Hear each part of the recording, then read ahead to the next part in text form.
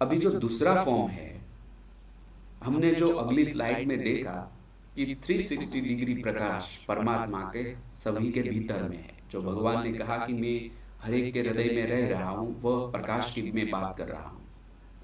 तो भगवान श्री कृष्ण को हम पूर्ण पुरुषोत्तम नारायण क्यों कहते हैं? इसका हम साइंस समझ रहे हैं, इसका विज्ञान समझ रहे हैं। भगवान श्री कृष्ण मनुष्य के रूप में अवतरित हुए थे। भगवान जिसको हम कहते हैं, पूर्ण पुरुषोत्तम नारायण कहते हैं। क्यों कहते हैं? देखिए, जो मूल परमात्मा है उसको शरीर धारण जब करते हैं, अवतार लेते हैं, तब उसको हम भगवान कहते हैं। उसको जानते हैं कोई नाम से, जैसे राम भगवान, कृष्ण भगवान। तो ऐसे भगवान श्री कृष्ण को जो हम जानते हैं बाहर से, वो वासुदेव श्री कृष्ण है। उनके भीतर जो चैतन्य प्रकाश था वो पूर्ण था, 360 डिग्री यानी होल, पूर्णतः परमात्मा का प्रकाश खुला हुआ था। इसीलिए वो पूर्ण पुरुषोत्तम नारायण थे। तो बाहर का जो पार्ट था, जो शरीर का पार्ट था, देहधारी थे।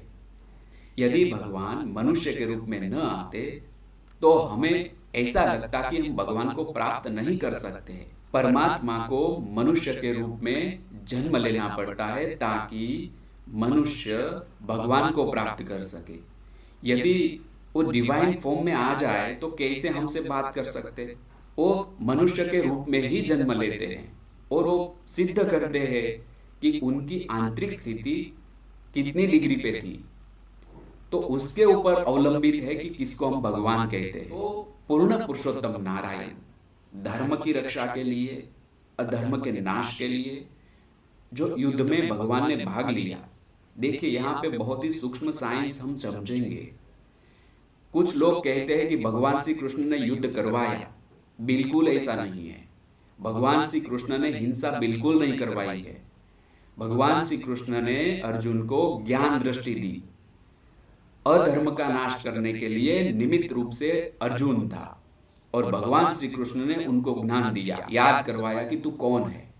भगवान श्री कृष्ण ने युद्ध नहीं करवाया है, वह निमित्त रूप से भगवान के रूप में, मनुष्य के रूप में उनके साथ में थे, लेकिन अंदर से वो पूर्णतः पुरुषोत्तम नारायण थे। वो सभी के भीतर जो परमात्मा का स्वरूप है वही थे। इसीलिए उन्होंने मनुष्य जन्म धारण किया।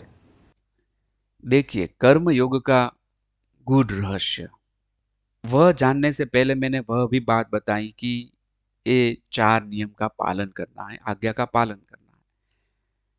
इसको ही मैं यह ज्ञान दे सकता हूँ, या तो उसको यह ज्ञान खुलेगा, वह व्यक्ति समझ पाएगी।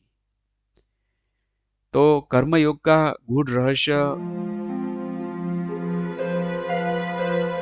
हम यह एक छोटी सी क्लिप देख रहे हैं, फिर से देखते हैं। आप गौर से देखिए कि क्या कहना चाहती है ये शॉर्ट क्लिप।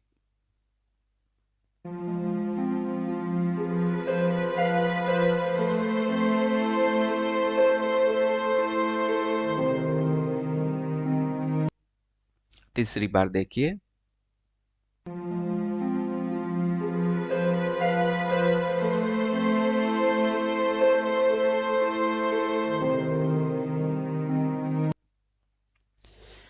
क्या सोचा यह छोटी सी फिल्म देख के?